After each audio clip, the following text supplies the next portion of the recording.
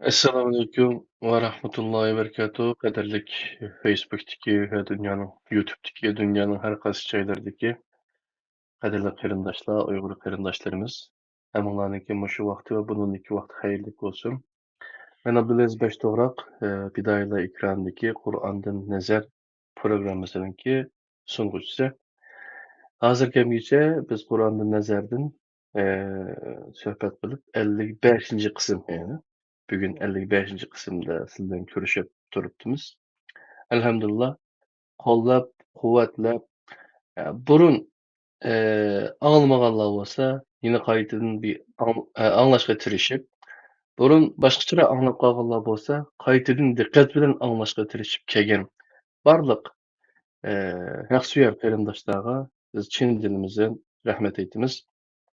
Assalomu alaykum ustoz, qanday ahvollar, yaxshimi? Aleyküm selam ve rahmetullah. Allah'a şükür. Özlerce adı cimantullama. Bizme Xudoga shukri, Istanbul bag'asiri isib ketadi. Sizning ayoli qandayroq? Bu yer bugün biraz ısıp kaldı herhalde. Endi hozirgacha 55 qism bo'pti ustoz. Men qaysi kuni biroz qarab o'tdim. Ming necha yuz qatimdan ko'rilgan temalar, asosan g'ol temalarni ko'plab ko'ryapti nurg'un qarindoshlarimiz. Meyli yaxshi, meyli yomon bo'lsin, nima bo'lmasin, 55 qism darsni hozirgacha birlikda sunibdimiz. Endi bugun nihoyat nuqtaliq bir mazmun meyli diniga ishonmaydiganlar bo'lmasin, har qanday bir inson o'ziga bir hayotda o'rnak oladigan, hayot rahbar qiladigan amaliy bir narsaniki izlaydi hayotida, o'zining hayotiga bir ma'no qo'shish uchun. Bu yer kelguncha bizmi musulmonlarmi uchun tarixdan buyon bir ergishib ketayotgan bir kitob bormichu. Ba'zilar deydi biz faqat bu Qur'onga ergashsakla yetmaymiz. Qur'onga ergashib mansaqla hayotimizga ma'no topolmaymiz to'liq. Payg'ambar alayhissalomga ergashishimiz kerak. Uning deganlarini hatto vahiy darajasiga ko'tarib, shunday darajada hamda nima qiladi. Hatto ba'zi savol qo'yganlar bor.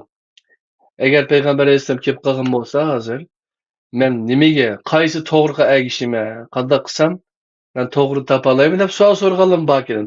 Necha yil o'qib hamdachu. Ashunga javob topolmaganlar bor ekan. Endi shunday javob topolmay yurgan yoki mushu shumiki deb ikkilanib yurgan odamlar jiq hamdachu. Shunlashqa bu nuqtada Muhammed alayhissalom Allohdan elib kelgan elchilik sifati bilan Qur'oni Karimda shu Qur'on orqali biz nazar tashlagan vaqtimizda mushu savolga biz qanday javob bersak to'g'ri bo'ladi. Bugun shuni bir sizdan Qur'ondan nazarlari bilan bir tinglab boqaylik. Qani mana. Assalamu alaikum. Dünyada karşı şeyler ki hürmetli qarindoshlar, hammalarning o'sha vaqt xayrli bo'lsin. Qarindoshimiz Abdulaziz Bashto'g'roq yuqori degandek, biz ko'p, ya'ni 54 qismda 54 mazmunning o'zini xalqimizga kuchimizning yetishicha, iqtidorimizning yetishicha yetkazgan bo'ldik. Bugungi yetkazmoqchi bo'lganimiz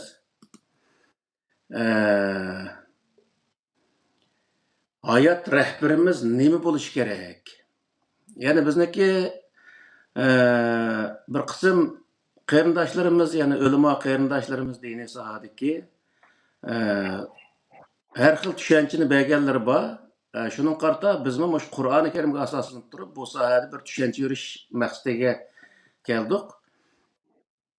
Yani hayat rehberimiz Muhammed Aleyhisselam'ı, Allah'mı yoki Qur'onmi degan mushundaq narsalar bor. Masalan, uningda nurg'un odamlar buningda ishkillandi, chunki Allah'mı degan vaqtida Allah bizning hayot rehberimiz degan vaqtning o'zida Allah Taala insonni bevosita yetaklamdi degan yerga insonning kallasi keladi. Muhammed Aleyhisselam degan vaqtida Muhammed Aleyhisselam hayot rahbarimiz desek, Muhammed Aleyhisselam hayat vaqtida hayat rəhbəri bo'lgan bo'lsa, hozir vafot o'g'li 1400 yil bo'lgan bo'lsa, hozirgi insonlar qanday hayot rəhbəri bo'la oladi? Bo'la olamdi, bo'lamamdi degan bundaq bir narsa keldi. Qur'oni Karim kelgancha degan vaqtida Qur'oni Karim qanday hayot rəhbəri bo'ldi? Buningmi o'zi bizniki xalqimiz bu sohada bir farqliq, ya'ni aniq bir tushuncha berilmaganligi uchun olimlar tarafdan bu sohada biroz ikkilanish ishlari mavjud. Onun uchun biz bugun mush sohada to'xtalamiz. Zodi bizniki hayot rahbarimiz nima? Yani Allahmı, payg'ambarmi yoki Qur'onmi degan bir narsa o'tirib chiqdi hozir.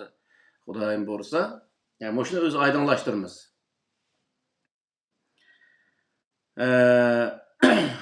Estaizu billah. Mushu Sura Baqarning 5'ida Allah Taala Qur'oni Karimda yani Elif Lam Mim zalikel kitabu la rayba fihi hudal lil muttaqin degan oyatlar bilan bizga nurg'ulg'an narsani bayon qildi. Ya'ni bu yerda Alloh taolo shunday deydiki, o'zi tushirgan kitobni, ya'ni Qur'oni Karimni muttaqilar uchun, ya'ni to'g'ri ish qilgan insonlar uchun, muttaqi degan xatolikdan saqlanuvchilar uchun degan bo'ldi. Xatolikdan saqlangan odamlar to'g'ri ish qilgan insonlar bo'ldi degan gap. Bir inson to'g'ri ish qilsam bo'ldi desa, u odam o'ziga nemini yetakchi qilgan vaqtida, nemini o'ziga rahbar qilgan vaqtida, u odam to'g'ri ish qila oladi degan vaqtida Allohning kitobi, Qur'oni Karimning o'zini o'ziga yetakchi qilgan vaqtida u odamchi xatolashmaydi degan gap. Yani to'g'ri ishni qila oladi degan gap. Yani demakchi bo'lgan nima degan vaqtida o'zining yetakchisi, rahbari Qur'oni Karim bo'lgan insonlar xatolashmaydi degan ma'no chiqadi degan gap. Yani bu Adem Aleyhisselam'ın zamanısıdırmı? Allah Teala şu Adem Aleyhisselam'a tushgan kitap tushirmoqchi bo'lgan vaqtida keltirgan bir o'zi voqealikni bayon qildi. Sura Baqarniki 38-39 oyatlarda Qul nahbitu minha jami'an fa imma ya'tiyannakum minni hudan faman tabi'a hudaya fala khawfun alayhim wa lahum yahzanun vellezina kafaru ve keddebu bi ayatina ulaika ashabun nar hum fiha khalidun deb ikki sinfni aniq oydinlashtirdi. Sizlar uni u yerdan yani o jannatni yani bog'chidan chiqib ketinglar. Agar sizlarga mendan hidoyat kelsa, kimki men evetken hidoyatga ergashsa, u qo'rqib qayg'urmaydi. Ve onun ishonmagan, o mening oyatlarimni yolg'onga chiqargan insonlar cehennemdeki ehli bo'ladi. Ular o cehennemde mangu qoladi degan shu ikki nuqtaga Alloh taolo xulosalaydi. Yani u yerdagi narsa nima degan vaqtida mendan kelgan hidoyat degandan iborat Adem Aleyhisselam'a kelgan o'zi kitobni ko'rsatdi. Yani Adem Aleyhisselam'a kitap berganligi uchun Adem Aleyhisselam dunyodagi birinchi o'zi nabiy payg'ambar bo'lib hisoblanadi. Ve Adem Aleyhisselam'a şu kitapga qarab ish qilish, halol haromni şu kitobdan tepish, yaxshi yomonni şu kitobdan tepish, so'zlagan vaqtim qanday gaplarni qilish, yani g'aybat shikoyatniki to'g'ri xatoligi degan o'xshash, yani so'zniki qanday so'z xato, qanday so'z to'g'ri ekanligini shu qulga berilgan kitobga qarab turib, ashuni tepib, to'g'ri gaplarni qilish, xato gaplarni qilmaslik deganga o'xshash shundaq narsani ko'rsatdi. Yani shu qulni kitobga ergashgan vaqtida u Adem Aleyhisselam ve Adem Aleyhisselam'niki arkasından kelgan insonlar shu Adem Aleyhisselam'a kelgan kitobga ergashgan vaqtida nima bo'lmaydi deganda fala xawfun alayhim va lahum yahzanun. Ular qo'rqib qayg'urmaydi ekan. Yani qiyomatda mandaq azob bo'lib ketamanmi, mana shunday bir zulm chekib ketamanmiki, azob chekamanmiki deb hech qanday o'zi qayg'urishga hojat qolmaydi degan gap. U evetilgan hidoyatga ergashmagan, uni yolg'onga chiqargan, uningga ishonmagan insonlar mangu do'zaxning egisi bo'ladi deb Alloh taolo shunday xulosa chiqardi. Demakki nima degan vaqtida Alloh taolo Adem Aleyhisselam'dan tortib, yani insonniki tunji inson deb ataymiz buni ham Qur'oni Karimdagi nima bo'yicha mush tunji insondan tortib toki hozirgachilik, yani qo'limiz Qur'oni Karimga asoslangan vaqtda hozirgachilik insonlarni nimaga buyurgan degan vaqtida bir sistemaga bo'ysunish, bir qonun, bir prinsipga bo'ysunish orqali yashash. Buning o'zini belgilaylik. Ya'ni biz burun tortib bizniki Osiyoda yashaydigan insonlarniki kallasida insonga bo'ysunib, ya'ni insonga itoat qilib yashash bo'lgan bo'lsa, Allohning nazarida ko'rsa insonga emas, Alloh tushirgan prinsiplarga, qonun prinsiplarga itoat qilib yashash. O qonun prinsipinin oldida hamma odam barobar ekanligini his qilish, bundaq o'zi narsalarni Alloh taolo Qur'oni Karimda insonlarga bayon qilgan. Shuning uchun bu yerda nimani bilib olaymiz degan vaqtida insonlarniki insonlarniki rahbari, ya'ni har bir inson o'ziga yetakchi qiladigan, o'ziga rahbar qiladigan narsa nimaki degan vaqtida Alloh taolo tushirgan qonun prinsipga degan gap. Ya'ni nizomga yani. Ya'ni biz odatda bundaq bir tushuntirsakmi, bir odatda bir tashkilot qursak, tashkilotga bir nizomnoma yozib chiqamiz. Shu yerdagi bilimli odamlar uning bir nizomnoma yozadi. Yozgandan keyin shu tashkilotga a'zo bo'lgan, uni rahbarlik sistemadagi odamning hammasi shu nizomnomaga amal qilish orqali maqdi. O nizomnomada andaq qilsa o'zi bu xatolashgan bo'ldi, o'zi tashkilotdan chiqariladi yoki u tashkilotga ishonmagan bo'ladi yoki tashkilotga xoinlik qilgan bo'ladi. Mandaq qilsa u tashkilotga sodiq ishlagan bo'ladi degandek nurg'ulg'an prinsiplar bo'ladi. Shu prinsip bo'yicha mang'adigan gap, uning ichida mang'an insonlar, harakat qilgan insonlar shu prinsipga amal qilgan bo'lsa, o yilning oxirida bu odam nihoyatda o'z prinsipga, ya'ni tashkilotimizning nizomnomasiga to'liq amal qilib, to'g'ri o'zi ish qildi, andaq mandaq deb uning o'zi madhiya o'qiladi. Ammo uningga amal qilmay, o prinsipni oyg'osti qilib, xohlagancha o'zi undaq qilgan bo'lsa, o vaqtida o prinsipga amal qilmadi qilib, uning o'zini amaldan ep tashlaydigan gap. Jamoat uning o'zini bu to'g'ri ish qilmaydigan odamga deb uningga salbiy ko'z qarash bilan, ya'ni Qur'ondagi nazar bo'yicha aytgan vaqtda la'natga uchirgan odam bo'lib hisoblandi misol. Xuddi shunga o'xshash Alloh taolo dunyoni yaratib, yani Odam alayhissalomni insonni tunji qatim dunyoga paydo qilgandan boshlab inson qanday yo'l menish kerak degan vaqtda insonning qo'liga dunyoda qanday yashash xaritasining o'zini, yashash nizomining o'zini qo'liga tutqiziqliq. Men mush nizom bo'yicha yashaysa, mush nizom bo'yicha yashasang, sen to'g'ri yashagan bo'lsa, to'g'ri yo'l mangan bo'lsa, Muşunun boyunca mangan vaqtda sen ahiretde hech qanday qayg'urmasang bo'ladi. İşin to'g'ri bo'lgandan keyin u oxiratdagi hech qanday o'zi Allohning oldida azob va kazo bo'ladigan bir ish bo'lmaydi. Ammo agar buni aksincha bo'lib, buni ishonmasang, u vaqtda o'zi uni yolg'onga chiqarsang, u vaqtda sizniki ishing chataq bo'ladi deb Alloh taolo shu birinchi odamdan tortib, ya'ni o'zini va atrofidagi insonlarning hammasini qonun bilan idora qilish, ya'ni inson o'zini qonun bilan idora qilishni Alloh taolo tunji insonni boshlagan degan gap. Hamisha bir gapni so'rab olay. Bizda mana tushuncha borchu. Endi xudolik islom dini, shu Muhammad alayhissalom islom dinini akilib, boshqa payg'ambarlar, boshqa elchilar, nabiylar xuddi boshqa bir din kelgandek. Menda bir ko'z qarash bor. Ya'ni islom dini Muhammad alayhissalomdan boshlanadi. Chu? Shu hozir sizning gap qarag'achada bu Odam alayhissalomdan tortib Alloh shu islom dinini shunday boshqa oyatlar bor to'g'rilik hamda. To'g'ri. İslam dinida insonlarga bir hayot nizomi qilib berganligi, buning bir kitobi borligi to'g'ri gap qilyapmiz-ku. Bu shu narsalar oydin bo'lgan chog'da undan keyin biz ba'zi masalalarga texnik to'g'ri qaray olamiz-ku. To'g'ri.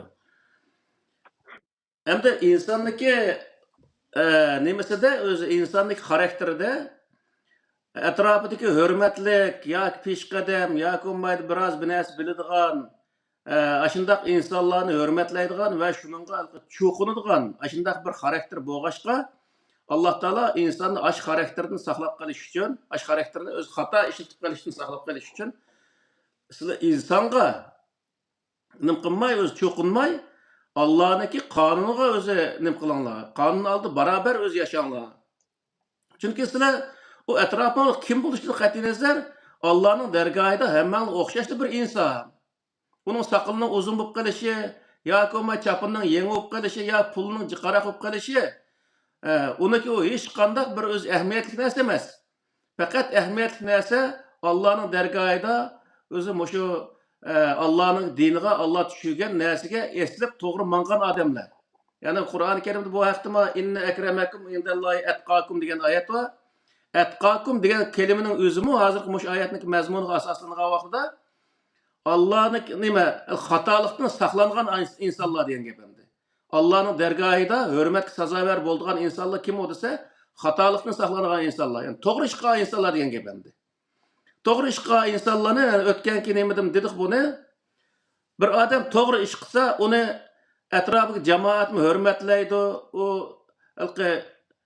xalqni ishindi uningga, ammo bu hurmatlash ayrim bir narsa bo'lishi kerak. Onun çoxunuş ayrım bir narsa olur. Çoxunmaslık gerek onunla. O adam to'g'ri ish qilgan adam deyish, o nayeti to'g'ri bir gap. Nima uchun degan vaqtda bir odamniki to'g'ri ish qilganligini e'tirof qilish bu nayet go'zal bir ish. Ammo e'tirof qildim deb uni cho'qinish bu bir cho'ng xatolik. Shuning uchun Qur'oni Karim nima degan vaqtda Alloh taolo kitob tushirishdagi maqsadni bayon qilib bütün özü kainat Allah Teala'nın aldığı bir okşaşlı bir mahsus bolğanga okşaş.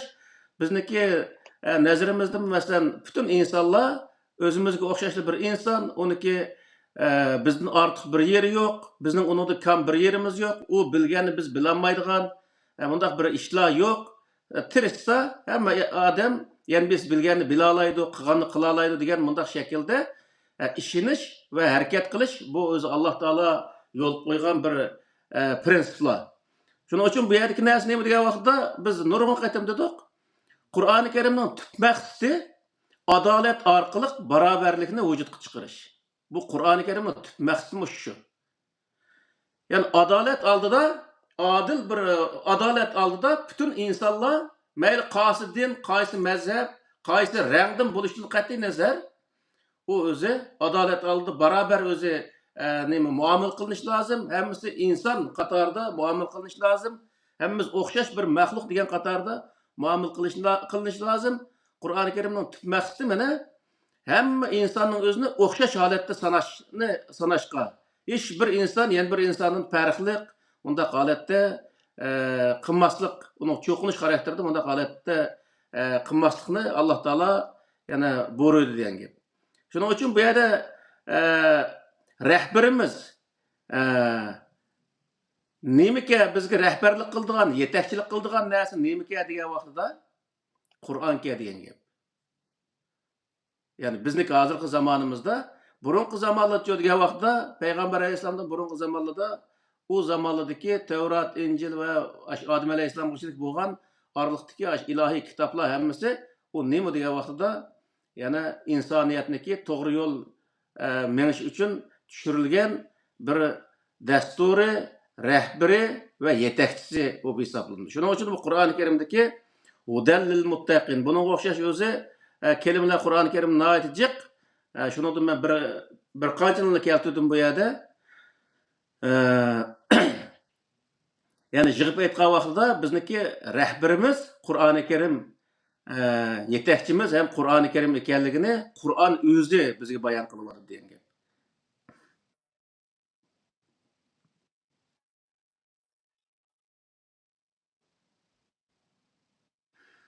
Endi bir qism qarindoshlarimiz so'zlayotdi. Rahbarimiz Muhammad alayhisalom deb so'zlayotdi endi.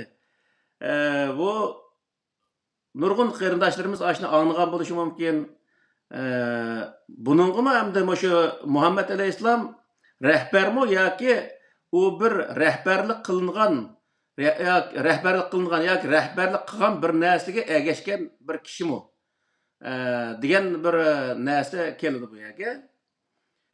Bu haqda Alloh taolo Qur'oni Karimda sura An'amdagi 106dan 107 oyatgacha İttabi ma yuha ileyke min rabbike la ilahe illa huve ve ariz anil müşrikin ve lev şa'allahu ma eşreku ve ma cealnake aleyhim hafiza ve ma ente aleyhim bivekil degan şu ayetniki birinchi ayetning o'zida sen sana vahiy qilingan narsaga ergash deydi Alloh taolo.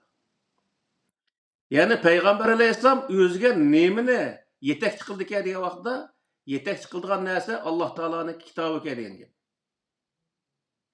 Alloh taoloning kitobini o'ziga yetakchi qilish orqali o kitobda nemani buyurgan bo'lsa, shuni qilish va nemani to'sgan bo'lsa, undan yenishdan iborat buni ijro qilish. Bu payg'ambarga berilgan bir buyruq deydi Qur'oni Karim. Hamda o g'arb davlatlar buni o'ngay tushundi. Nima ish qilgan vaqtda g'arb davlatlarida qonunga bo'ysunish. Qonun oldida mayli bosh ministr olsun, prezident olsun yoki hojatxona tozalagan odam bo'lsin, hammasini haq-huquqlari o'xshash hisoblandi. Qonun oldida hammasi o'xshash inson. Endi o Osiyo tarafida, Arab mamlakatlari taraflarida yoki Afrika taraflarida bo'lsa, u yerda degan vaqtda sallisi yo'g'anga, saqili yo'g'anga itoat qilib o'rgangandan keyin bu yer nima qiladi desa, o Alloh taoloniki itoat qil ma'ningga, ya'ni ma'ningga ergashgin degan so'z ayri qilib qilib, u insonlarning haybisiga ergashadigan, insonlarning oldiga chiqib olgan insonlar ular to'g'ri yo'lga yetaklayotmamdi, uni hech qanday chatig'i yo'q.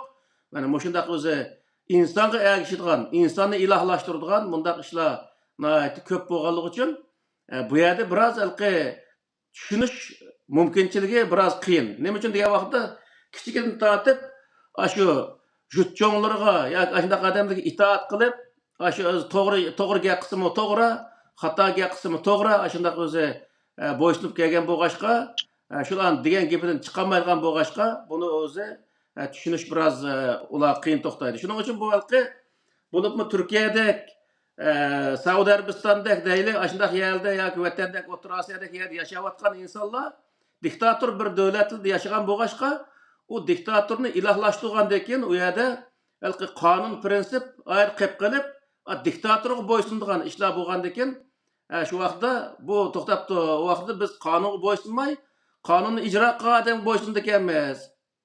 Yoki qonunni o'zi ijro qildim deyotgan odamga u ijro qildim qilmadim uni chatig'i yo'q. Ijro qildim deyotgan odamga ergashib ekanmiz deb o'tirib bu yerda shu ishning beshidagi odamlar nima ish qilsa mayli, ashunga ergashadigan, ashunga rostlaydigan ishlar buningdan nihoyatda ko'p. Uning uchun bizniki payg'ambarimiz vafot bo'lib, Abu Bakr, Umar, Osmon, Ali o'zi raziyallohu anhu vafot bo'lgandan keyin bu ish ta'tirsiga menib Umayya sulolasi qurilgan vaqtida hokimiyatdagi insonga itoat qilishdan burunqi shu payg'ambar alayhissalomniki payg'ambar bo'lishdan burunqi holiga qaytgandan keyin bu ishlar andan keyin musulmonlarning ichida shu ishning beshidagi odamlarga, u ishning beshidagi odamlarniki chiqarayotgan narsa to'g'rimi xatomi uning qat'iy nazar podshoga itoat qilish vojib degan bir prinsipni o'tirib qo'yib olib, mana shundaq o'zi nihoyatda Qur'onniki itoat qilish manbasining o'zini o'zgartirib o'tgan. Qur'oni Karimdagi itoat qilish manba nima ekan degan vaqtda mush oyatning mazmuni bilanmi, yana Alloh taolo vahiy qilgan, Alloh taoloning kitobi ekan degan gap. Ya'ni biz itoat qilishda, ya'ni o'zimizga yetakchi qilishda nimani yetakchi qildi ekanmiz, nimani rahbar qildi ekanmiz degan vaqtda Qur'oni Karimni biz hozirgi vaqtda burunqilar hamda burunqi ilohiy kitoblarni o'ziga yetakchi qilgan bo'lsa, hozir biz Qur'oni Karimni o'zimizga yetakchi qilamiz degan gap. Shu vaqtda biz to'g'ri o'zi ish qilgan bo'lamiz, to'g'ri narsani yetakchi qilgan bo'lamiz. Yana Qur'oni Karimda Sura Baqaraning 170-oyatida va iza qila lahum ittabi'u ma anzalallohu qalu bal nattabi'u ma alfayna alayhi aba'ana awalaw kana aba'uhum la yaqiluna shay'an va la yahtadun degan oyatlar var misal.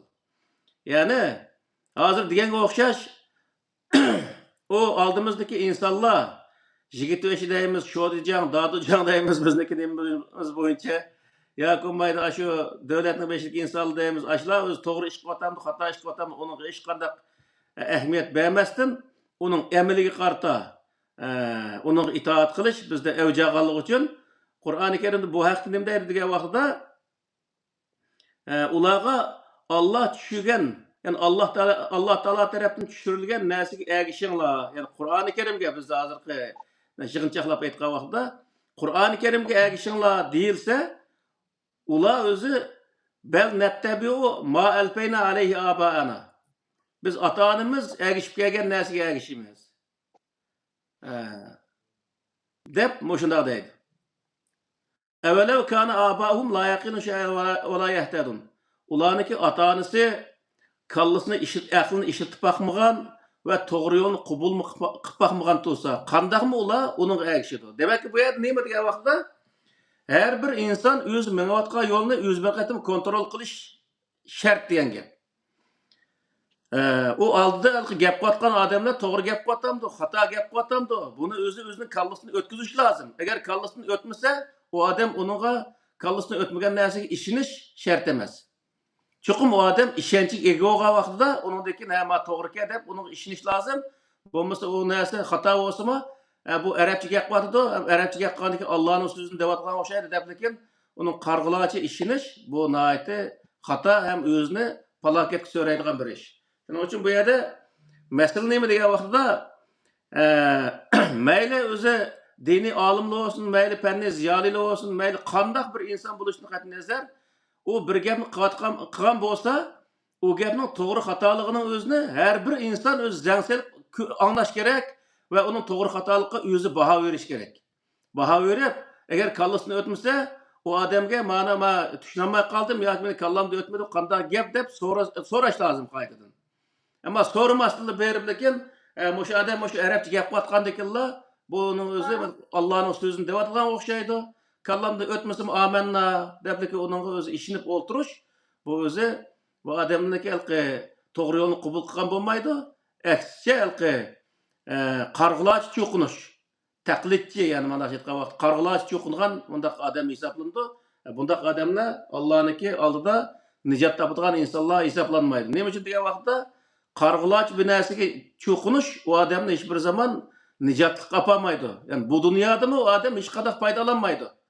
U dunyoda olmaydi vaqtida degan gap.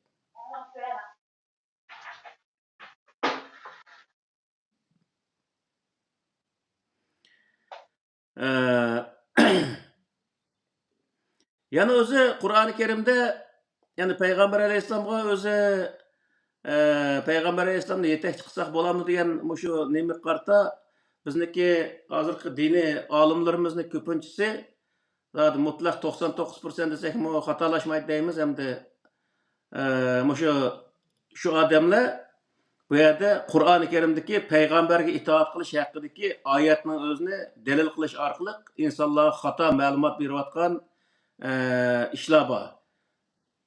Mesela Sure Ali İmran'daki 31. ayetinde "Kul in kuntum tuhibbunallaha fattabi'uni yuhibbukumullah ve yaghfir lekum zunubakum vallahu gafurur rahim" degan o'sha oyatning o'zidimi? Agar siz Allohni yaxshi ko'radigan bo'lsanglar, fattabi'uni menga ergishinglar. Shu vaqtda yuhibbukumullah. Alloh sizlarni yaxshi ko'radi va sizlarni gunohingizni kechiradi. Alloh Günahını keçirgichi mehribon zotdir degan mush oyatning o'zini nim qiladi hamda dalil qildi. Hamda bu oyat bilan yuqorqi oyatni ikkisini selishtirgan vaqtida ittabi ma anzalallohu qalu bal nattabi'u ma albayna ittabi ma yuha ilayka min rabbik degan mush oyatni ikkisini birlashtirgan vaqtida payg'ambar Allohning elchilari nemaga itoat qiladi? Bunun özüne o insanlar birinci kallaga keltiriş lazım. O peygamber bo'lgan kishi Alloh'niki kitobiga, yani Allah tushirgan kitobga o'zi ergishadi. Shu zamonning o'zida uning uchun u Allohning kitobiga ergashgan kishiga ergishish Allohning kitobiga ergishish deb hisoblanadi. Biz buni Nabi, Rasul degan mavzuda nihoyatda yaxshi o'zi so'zlab o'tdik. Misol hozirgi zamondagi bir qism nimalarni misol keltirdik shu vaqtida. Misol bir soqchining o'zini dafshapkini kiyib o'zi bir yo'l soqchisi ishni boshlagan bo'lsa, ya'ni hukumatniki shu vazifasini, bergan vazifaning o'zini o'tash uchun yo'lga chiqqan bo'lsa, u odam o'zi kaltani ko'tarib o'zi yo'lda bir mashina to'ssa, u mashina mutlaq u soqchining oldida to'xtaydi. Nima uchun degan vaqtda u soqchi dafshab bilan hukumatniki qonunni ijro qilayotgan bir inson bo'lib o'tirib chiqqanligi uchun u qonunni ijro qilayotgan insonga bo'ysunmasa, u qonunga bo'ysunmagan bo'ladi. Shuning uchun u mashina haydab ketayotgan shoför majburan u mashina to'xtatdi va uniki talab qilgan narsalarni ko'rsatdi misol. Xuddi shunga o'xshash bu payg'ambarga itoat qilish degan nima degan vaqtda u payg'ambar Allohniki qonunni ijro qilayotgan bo'lg'achqa u qonunni ijro qilayotgan vaqtda unga itoat qilish Allohning qonuniga itoat qilish u hisoblanadi. Agar uni itoat qilmasa desa Allohning qonuniga itoat qilmagan bo'ladi. Allohning qonuniga itoat qilmaslik nima bo'ldi desa Allohga itoat qilmaslik bo'ladi. Xudo yuqorida soqchiga itoat qilmasa qonunga itoat qilmagan bo'ladi. Qonunga itoat qilmaslik davlatga itoat qilmaganlik bo'lganga o'xshash misol. Shuning uchun bu yerdagi masalani aniq olib olishimiz lozim. Ya'ni biz payg'ambarga itoat qildik degan vaqtning o'zida payg'ambarning o'zi ya'ni elchi bo'lgan kishi u dinni ya'ni elchi bo'lgan ya'ni rasul holatida bir ishni qilgan bo'lsa, bir gapni qilgan bo'lsa, Allohning kitobiga qarta ish qilgan va Allohning kitobini so'zlagan bo'ladi. Bu vaqtning o'zida buni itoat qilmaslik jinoyat hisoblanadi. Ya'ni chunki u Allohniki kitobiga itoat qilmaslikni keltirib chiqargan bo'lganligi uchun. Endi mushu nuqtaga eslab turib, bu bizniki diniy sohadagi insonlar u payg'ambarga itoat qilmasa bo'lmaydi deganni o'zini o'tirib chiqarib, andakin bu payg'ambardan yuzlarcha yil keyin, necha yuz yil keyin hattoki yozilgan, o payg'ambarga zo'rlab tanilgan rivoyatlarning o'zini payg'ambar degan va qilgan ish ko'rsatib kishilarga mushunga o'zi itoat qilsak ham payg'ambarga itoat qilgan bo'lamiz deb payg'ambarlar haqida to'qilgan hikoyalarga itoat qilishga insonlarni misol tashviq qiladi. Bu o'z nihoyatda cho'ng bir xatolik. Chunki o'z zamonida Alloh taolo hech bir zaman payg'ambarga sen qilgan har bir ishingni yezib qoldi deb buyruq qilgan emas. Payg'ambarmi hech bir insonga meniki degan so'zlarim va qilgan ish harakatlarimni yezing deb buyruq bergan emas. Va payg'ambardan 200-300 yil keyin mush payg'ambar haqida yozilgan narsaga iymon keltirmasang bo'lmaydi degan to'g'riliq hech qanday Qur'oni Karimda oyatmi yo'q. Oyat tushirilgan emas. Undaq bo'lgandan keyin hatto uni aksincha o'zlari qo'llari bilan yezib turib, uni Allohning dargohidan degan odamlarning holi voy degan oyatlarni Alloh taolo Qur'oni Karimda natijada bayon qilgan. Mush nuqtani aytgan vaqtida payg'ambarning zamonida Alloh taolo yezishga buyurmagan va payg'ambarmi uni yezing deb buyurmagan va u payg'ambardan keyin ashtaq bir narsa keladi, ashundaq bir hikoyalar yoziladi payg'ambar haqida. U narsaga ishonmasanglar kofir bo'lib ketsa degan bir Qur'oni Karimda hech qanday bir buyruqim bo'lmagan, bundaq bir narsani o'zini o'tirg'i chiqarib, buningga ishonmasak kofir bo'lib ketamiz. Buning o'zini inkor qilganlar o'zi kofir, murtad, murji, zindi, xotin taloq degan bu insonlarni ham hech bir zaman islom, ya'ni musulmonlikdan eg'zishga odam qiynaladi mana shunday aytgan vaqtida. Shu odamlar misol shu 30-40 yil hayotiniki zot asos qismini 5-6 yoshdan boshlab shu Qur'onni o'qishni o'rganishdan boshlab hozirgacha shu Qur'on bilan haplashgan shu insonlarning og'zidan mushunda gaplarning chiqishi odamni hayron qoldirdi. Ya'ni 30-40 yilmi yana bu Qur'onning o'zini boshqa chiqib bo'lmaydigan, uning ichidagi mazmunni tushunib bo'lmaydigan. O 4 tal oyatni bir yerga kelib, u yerdagi nima deydi bu oyatning mazmuni zot nima? Deganning o'zini o'tirib aytib bo'lmagan bo'lsa, demakki u odamlarda hech qanday ilm yo'q demak.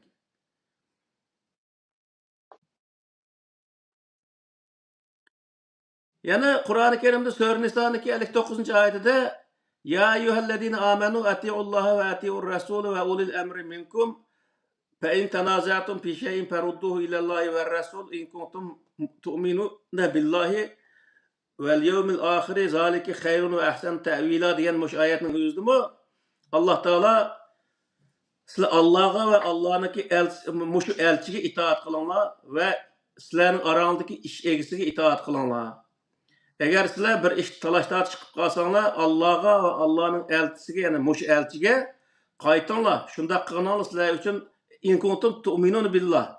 Alloh va oxirat kuniga ishonadigan bo'lsanglar, mushundaq qilinglar nihoyat yaxshi ish va yaxshi o'zi tushuncha deb Alloh taolo bizga mushundaq o'zi nimaning o'zini oyatlarning o'zini keltirdik. Bu nima degan vaqtida bu yerdagi va atiur rasul deganniki o'zi, ya'ni mushu elchiga deganning o'zidan shu elchiniki hayot vaqtidagi ahvolni ko'rsatadi. Ya'ni mushu elchi degan mushu oldingdagi odam, mushu payg'ambar bo'lgan mushu kishining o'ziga siz itoat qilishingiz kerak degan gap hamda shu vaqtning o'zida. Bu elchilik, ya'ni Allohning kitobini yetkazayotgan, Allohning kitobini ijro qilayotgan shu vaqtda ashnaqa itoat qilishingiz lozim degan gap. Hamda elchi o'lib ketgancha degan vaqtda o'lib ketgandimi uning itoat qilsa qiyomat qoyim bo'lishlik degan bunda oyat Qur'oni Karimda mavjud emas. Hattoki elchi o'lib ketgandan keyin uning itoat qilish ham xato. Nima uchun degan vaqtda Alloh taolo shuning uchun va ulil amri minkum deylik.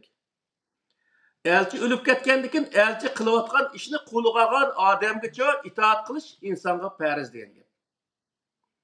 Misol Payg'ambar alayhissalom vafot bo'lgandan keyin Abu Bakr, Hazrat Abu Bakr o'zi nimaning o'zini Amirul Mu'minin o'tirib chiqqan, mu'minlarniki amir bo'lib o'tirib chiqqan vaqtning o'zida musulmonlar kimga itoat qilgan shu vaqtda? Abu Bakrga itoat qildi. Payg'ambarga itoat qilamiz biz, o sen bo'ldi, nerto deb o sahobalar Abu Bakrning majlisini ishtirib o'tib, o Payg'ambar alayhisalom haqidagi rivoyatni izlab yurmadi. Darhol ular Abu Bakrga bay'at qildi. Abu Bakr o'zi vafot bo'lgandan keyin Hazrat Umarga bay'at qildi. Uningdagi Hazrat Osmon, uningdagi Hazrat Umar, Aliga bay'at qildi. Buning hammasi nimani bildiradi desa, payg'ambar qilayotgan, payg'ambar yetkazayotgan, ijro qilayotgan kitobni, ya'ni Qur'oni Karimni qo'liq olib, shu hokimiyatni men mushuni ola nima qilaman? Boshqurma ya'ni. Boshqurma deb o'tirib chiqqan, xalq uni saylagan bu odamiga itoat qilish ham Allohga itoat qilganlik bo'lganligining o'zini Alloh taolo bu oyatning o'zida bayon qildi. Yerdagi asosiy o'lcham shu Qur'oni Karimga hamda. He. O vakitchi. Yani bu yerdagi narsa nima degan vaqtida payg'ambarning zamonasidami insonlar Qur'oni Karimga itoat qilgan. Payg'ambar vafot bo'lgandan keyin Abu Bakr, Umar, Osmon, Alining zamonasidami desa, ya'ni Qur'onga itoat qilgan bo'ldi degan gap. Bu yerda orliqdagi odamlar desa Qur'onni yetkazishda bir vosita. Qur'onni ijro qilishda bir vosita. Faqatla ammo hech bir zaman u itoat qilishda u kishilarga itoat qilish bu Qur'oni Karimda undaq belgilangan emas. Uning uchun bu yerda payg'ambar vafot bo'lgandan keyin qiyomat qoyim bo'lgach payg'ambarga itoat qilamdiq degan vaqtning o'zida bu Qur'onda undaq bir narsa yo'q. Payg'ambar vafot bo'ldimi? Payg'ambarga tushirilgan kitob deb qoldi bizning qo'limizda. Shu kitobga itoat qilamiz. U maqsad payg'ambarga itoat qilish emas. U ishning egisi bo'lgan, ishning beshiga kelgan odamga itoat qilish emas. Alloh insonga tushirgan qonun, prinsipga itoat qilish. Bu yerdagi masala bu.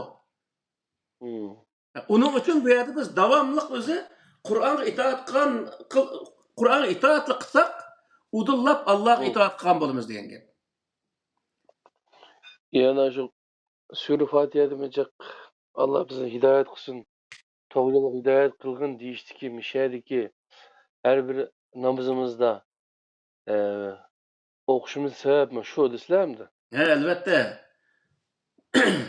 Shuning uchun bu payg'ambarga itoat qilganligimizni namoyon qilish uchun payg'ambar haqida maxsus bir rivoyatlarni o'ydirib kelib, meni mushni payg'ambar degan, mushni payg'ambar qilgan deb o'tirib, uning agishish o bir jinoyat hisoblanadi. Chunki u birinchidan payg'ambarning qilganligi deganligi aniq bo'lmagan bir narsa. Ikkinchidan u payg'ambarning qilgan ishi shu zamon va shu makonga mansub ishlar. Misol Agar Hı. payg'ambar hozirgi zamonda bo'lgan bo'lsa qanday bo'ladi?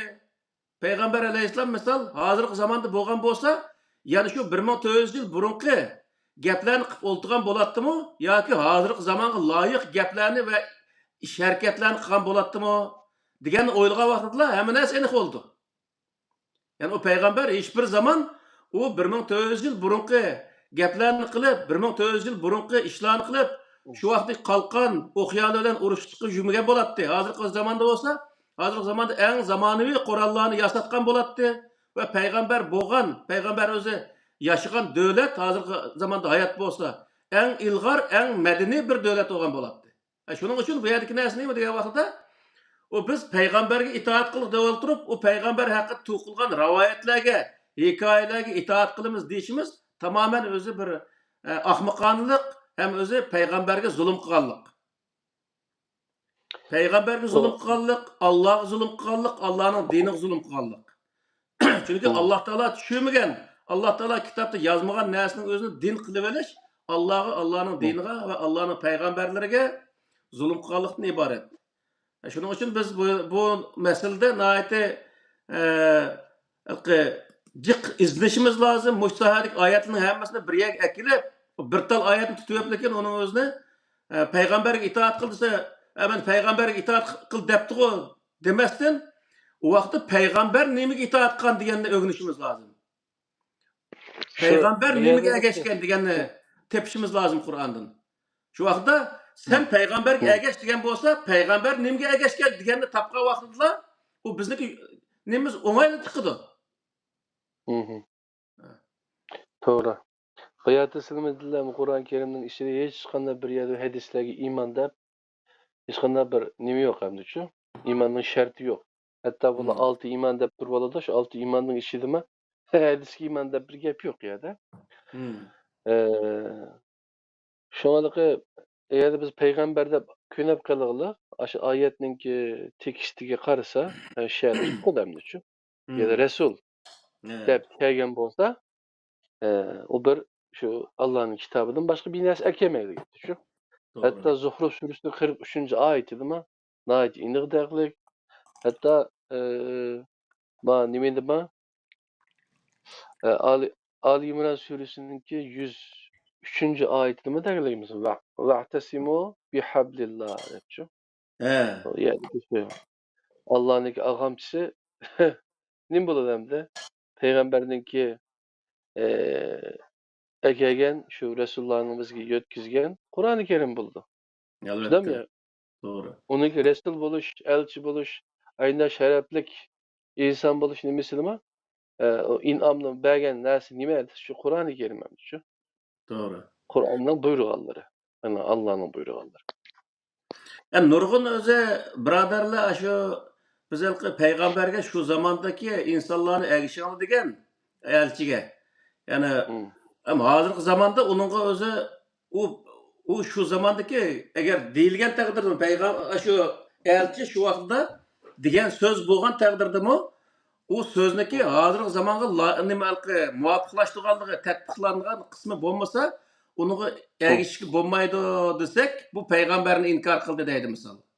Bunda qılık təturda misal onu adətdə məşhur bir dövlətniki prezidentini bir misal qalsaqmı?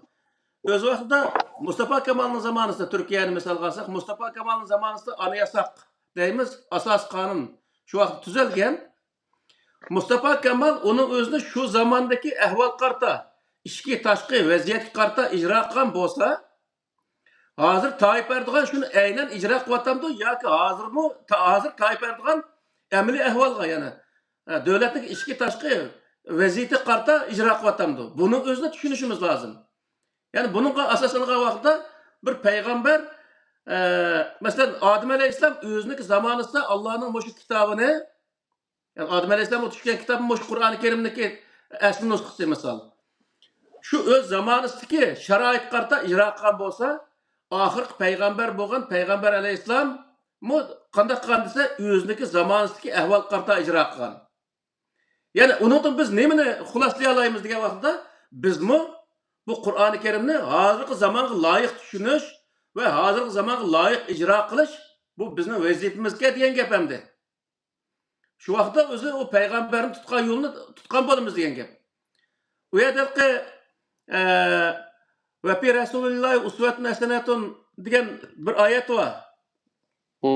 Laqad şu Sura Ahzab'niki 21-22 oyatida laqad kana lakum fi rasulillahi uswatun hasanatun liman kana yarjullaha vel yawmil ahir degan mush oyatning o'zida payg'ambarga sizlar uchun payg'ambarda o'zi nurg'ulg'an o'zi yaxshi bir usva, bir o'zi ulgulik bir narsalar bor desa, hamma ishda payg'ambar bizga ulgu deyapti. Bu Yedik yerdagi negizme narsa Resul degan bu. vaqtda bu oxirdagi narsa liman kana yarjullaha vel yawmil ahir degan oyat bor. Uning o'zini birga o'qish kerak. Liman kana yarjullaha Allah'niki razılığını irade kılıdığan, ümit kılıdığan ve ahiretini ümit kılıdığan insanlar için bu Allah'niki elçiside nurgulluğun özü nimeler var. Ülgülük bir nesler var deydi. Ahirisi velemma re'el mu'minunel ehzabe degen şu ayetini hemmisini şu 5. okup kelgen vaxtda yani Kur'an-ı Kerim'de umumen hulaslığa vaxtda Allah'ın peygamberlerdeki insanlar boğan özü nime? Öz ülgülük hususiyetli nemi dese ülgülük hususiyet Allah'ın peygamberleri Allah'ın kitabı kandak esilgan bolsa şundak esiliş ve Allah'ınki yani cemiyet buluvatkan işlerini özününki söz hareketinden başlap cemiyet buluvatkan iş hareketlerini söz hareketlerinin hemmisini Allah'ın kitabı kandak tetbikilgan bolsa şundak tetbiklaş bu özü Allah'ınki peygamberlerden ögünüş tigişlik bir hususiyet deyen gap. Biz eğer Allah'ın peygamberlerine okşaş, Allah'ın kitabı çin esilip, cemiyetimiz bulatkan, özümüzde ve cemiyet bulatkan söz hareketlerini Allah'ın kitabı doğru tetbiklayalga vaxtida Allah'ın peygamberleri yetken neticeye, nicatlıkka bizim yete alayımız deyen gap. Bunun çıkıdığan hulası mı şu oldu demdi.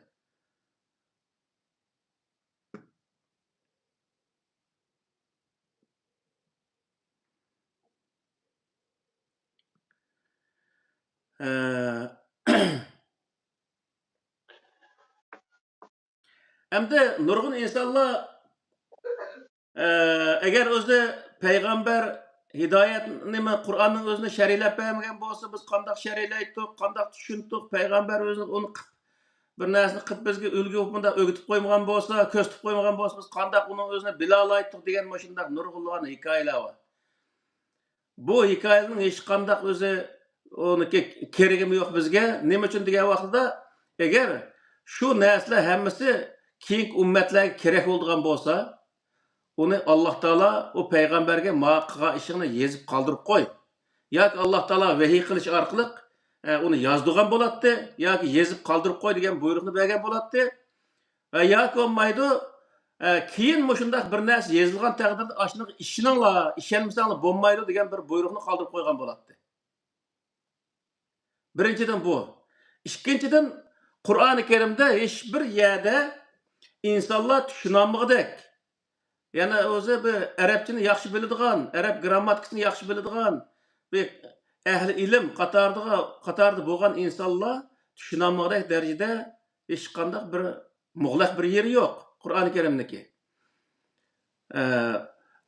Onun uchun o payg'ambarga nisbat berilgan, payg'ambarga zo'lab terilgan o rivoyat hikoyalarning o'zini bu Qur'oni Karimning shar'isi aşı bo'lmasa biz uni tushunolmaydik degan bundaq bir narsalar, bundaq gaplarni qilish bu Allohniki kitobiga Alloh taolo Fussilat oyati millatning hakimin xabir degan o'zi bu nimasiga oyatga zid keladigan bundaq gaplarni qilish bizga to'g'ri kelmaydi. Chunki Qur'oni Karimning tafsili bayon qilish ve bazı bir ayetler sel mujmal bo'lgan bo'lsa, uni boshqa yerda bayon qilish bu Alloh taolo o'zi ustiga olgan bir masala. Agar uni bir inson tarafidan o Alloh taoloning oyatlari bayon qilingan taqdirda nim bo'ladi desa, Alloh taolo uni bayon qilib, "Alloh ta'budu illalloh" deb nimqana Sura Hudning 2-oyatida. O nim bo'ladi desa, agar boshqa bir insonniki bergen tabirini yoki tushunchasining o'zini Qur'onning mush oyati mushtaq deb Qur'ondagi tushunchaga uyg'un kelmaydigan bir tushunchaning o'zini bergan bo'lsa, u vaqtda uningga itoat qilgan insonlar Allohning g'ayriga, ya'ni Allohdan boshqa bir narsaga itoat qilib qolgan bo'lganligini Alloh taolo bu Qur'oni Karimda bunday bayon qildi. Shuning uchun biz qanday qilishimiz kerak degan vaqtda Qur'oni Karimda bir oyatni biz tushunolmagan bo'lsak, shuni tushuntiradigan boshqa yerdagi oyatlarni topishimiz lozim. Ama Qur'oni Karim tafsili bayon qilish haqidagi bu prinsiplar hech bir zaman boshqa yerdan izlashga hech qanday hojat yo'q. Misol, buni men shu Qur'oni Karimni tushunish haqidagi mazmunni so'zlagandim. Bu Sura Baqarniki nemisini misol olsak bo'ladi. Alif lam mim zalikel kitabu la rayba fihi hudal lil muttaqin ellezina yu'minuna bil g'aybi ve yuqimuna salata ve mimma razaqnahum yunfiqun degan bu oyatning o'zida muttaqilar uchun, yani xatolikdan saqlanaman degan insonlar uchun Qur'oni Karim nima bo'ldi degan vaqtda yetakchi bo'lishda hech qanday shak yo'q deydi Alloh taolo. Hem muttaqilar uchun deb bo'lib ellezina yu'minuna bil g'ayb deb musha 4-5 turlik odamniki xil insonlarniki ne bayon qiladi endi. Allohning g'ayb qilishadigan ve yuqimuna salat ve salatning o'zini iqoma qiladigan, ya'ni o'zi kishilar bilan hamkorlikni o'zini iqoma barpo qiladigan ve biz bergan rizqni o'zi Alloh ko'rsatgan yo'l bo'yicha xashlaydigan ve biz sana tushirgan ve senden ilgirki payg'ambarlarga tushirgan kitoblarga ishonadigan, oxiratga ishonadigan ve ishonchisiga jazm qiladigan mushu odamlar uchun, mushu odamlarniki o'zi xatolikdan, ya'ni saqlanish uchun Qur'oni Karimdagi hidoyat, ya'ni yetakchi bo'lishida, rahbar bo'lishida nima yo'q deydi Alloh taolo, shak yo'q deydi. Ya'ni bir odam Allohga ishonma, Allohga ishonish niyatim bor desa, u vaqtda u odam Allohga ishonish uchun u mollamni qashiq o'rib, u iymon to'g'ri yozilgan kitoblarni ko'rib, bunda qilish hech qanday hojat yo'q degan gap. O qanday qilish kerak degan vaqtda Qur'oni Karimda Alloh taolo o'zini bayon qilgan oyatlar bor. Mushundaq mush shaklda ishonsang, menga to'g'ri ishongan bo'lsa deb biz ko'rsatgan yeri bor. Shu bo'yicha ishongan vaqtda Alloh taologa biz to'g'ri ishongan bo'lamiz. Ammo o aqida kitoblarga qarab bu yerda Alloh taolo arshining ustidamiz ya arshining ustida emas, arshining o'zini istavla, u yerda o'zi arshining o'zini arshga ega bo'ldi, arshni ishg'ol qildi. O boshqa birisniki arshiga u Alloh taolo uni hujum qilib yurib ishg'ol qilgan bo'lib u yerda ashundaq o'z man etgan narsalarga ishonish orqali u yerda hech qanday iymon degan narsani keltirishga mumkin bo'lmaydi misol.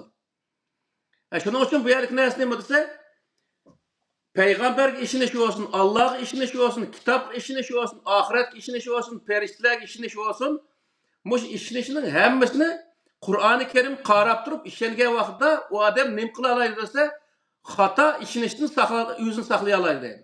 Alloh taolo Qur'oni Karim shu odamga shu ishonishda to'g'ri bir yetakchi bo'la oladi, ya'ni to'g'ri ishonishga apara oladi degan gap bu. Biz boshqa bir kitob qarash orqali biz Allohning kitobiga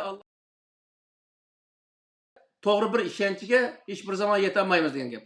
Uning uchun bu aqida kitoblarida ko'pinchilari bu yer Qur'oni Karimga zid keladigan nurg'un yerlari bor. Uning uchun biz o'zi bu aqida kitoblariga ishonish orqali musulmon bo'la olmaymiz. Zaten musulmon bo'lamoqlik musulmon bo'lanmaganligi uchun hozirgi zamondagi zulm, shundaq o'z narsalarni tortishimizning tub sababi mana shu yerdan keldi misol. Shuning uchun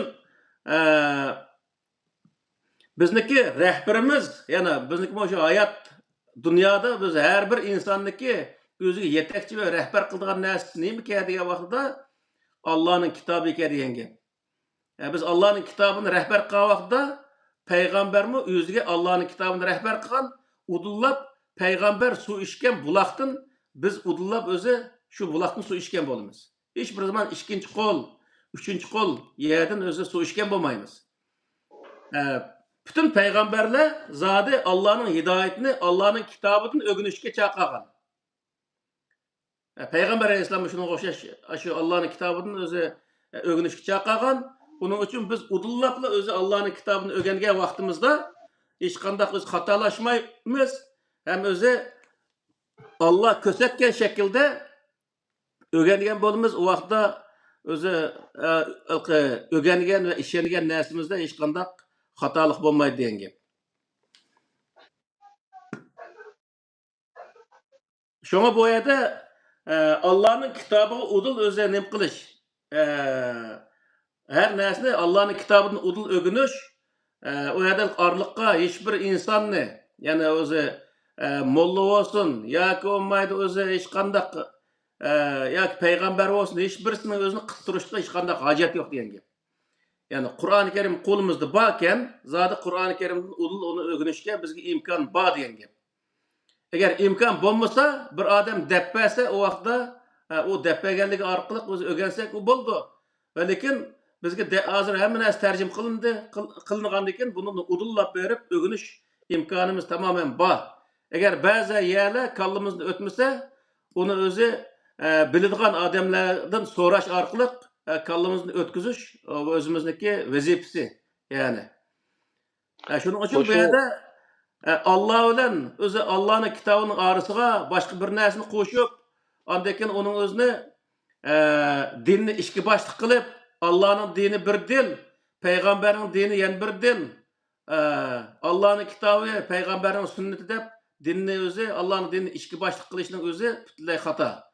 Bu o'zi bu odamlar Allohdan Alloh bilan Allohning payg'ambarini arvat deb shikoyat qildi o'tganlarda. Asli arvatgan odamlar shu o'zi. U qanday degan vaqtda Allohning kitobini ayrim qo'yib qo'ydi, Allohning payg'ambariga nisbat berilgan hikoya cho'chaklarning o'zini ayrim bir din qilib, undan keyin o'zi dinni ikkiga parchalab, payg'ambarni bir iloh qilib u yerda uning bir dini bor qilib, undan keyin o'sha dinni shunday o'zi vayron qilib. Uning uchun bu yerda nima degan vaqtda Allah bir, Allah'ın dini hem bir, o dini itikat kılan bütün insanlar udullab şu Allah'ın dini itikat kılış lazım. Peygamberler de bunun dahil yani. Emdalығы xaqda bular 30-40 yıl bu qarindoshlarimiz Xudoyligi hayotini şu Qur'ondan boshqa bir vahiy bor, Qur'ondan boshqa bir kitob berilgan degan shu narsani kuchlantirish uchun Qur'onga parallel bir kitob zodi bor debchi. Ömrünü şununla atığandaklam men ko'ryapman shu oddiy meni o'qimagan odam deydi, men bu madrasa tarbiyasi ko'rmabdi ekanman. Endi o'zlari ko'rabdi ekanlar u ko'rgan madrasani masalanchi. Men ashunda bir nimaga kelib qoldim hozirchi. Endi men boshqalar shu narsaga kelsin degan bir nimam yo'q. Bu bexatarlik bir tuyg'ucha hamdichi. Allah Emlerlik Zuhruf Suresi'nin 43. ayeti mi? Yılıkı seninki 10 kulunda şah damarından kesittik. Eğer üzerinden nime bir narsa ketip koygan bolsan bunun için. وَلَوْ تَقَوَّلَ عَلَيْنَا بَعْضَ الْأَقَاوِيلِ لَأَخَذْنَاهُ بِالْيَمِينِ ثُمَّ لَقَطَعْنَا مِنْهُ الْوَتِينَ diyen ayet var ya. Bu ayet bilen ola nima qilayotgan bu qarindoshlarimiz da'vo qilayotgan boshqa bir ayet yani o o'zining vama yantiqu bi hava mı? وَمَا يَنْطِقُ عَنِ الْهَوَى إِنْ هُوَ إِلَّا وَحْيٌ يُوحَى. Şu ayet ne? Hata şunu değil mi? Şu mayalım bir ayet başlam ya. Bu iki ayeti birleştirip düşüngen vaktida onundaki en doğru hükümge erişeliydi. Yani anda kılmaklı da. O وَمَا يَنْطِقُ عَنِ الْهَوَى إِنْ هُوَ إِلَّا وَحْيٌ يُوحَى diyen ayetin özümü adette. O elçi, ayet devamlı elçi. O adet bir adam emas. O elçi bir elçilik qilayotgan vaqtda, rasululuk vazifasini ado qilayotgan vaqtda u Alloh tushirgan vahiydan boshqa narsa so'zlamaydi degan gap. To'g'ri. U yerda berib o elchini so'zlagan shu rivoyatning hammasi Alloh taolo ko'rsatgan narsa shu. Demakki u rivoyatlimi vahiy degan yerga olib buning o'zini nima qilish u butunlay xato bir narsa. Chunki u agar vahiy bo'lsa, nima uchun 200-300 yil keyin yozilib qoladi u narsa? Misol, vahiy deganning o'zini shu naq maydonda yozilgan gap, bu raviysi bo'lmaydi ki. Mesela Qur'oni Karim Sura Fatiha'ning raviysi bormi? Sura Baqaraning raviysi bormi misol? Yo'q. Bu Payg'ambar shu sen tushgan hamon darhol yezib o'zi kecha he, tushgan bo'lsa kechida atrofida odam bo'lgan hı, vaqtida odamlar yozgan bo'lsa, u hı. odam yo'q vaqtida o'zi yezib o'zi qilgan narsa u. Uning uchun bu yerda orliq hech qanday bir o'zi ravi yo'q yani. Ebu Hurayra yo'q bu yerda. Hatta şu gumon gapırdiki, şu Kur'an'ın kam qolgan narsa var ekan.